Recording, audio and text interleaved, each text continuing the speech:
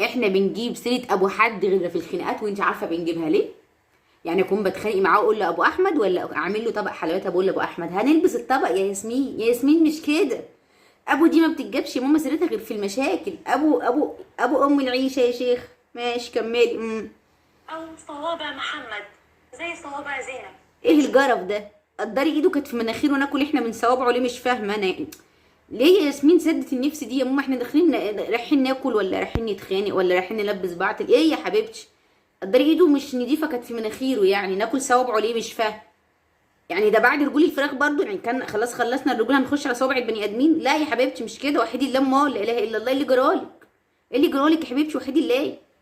احسن منه في حاجه.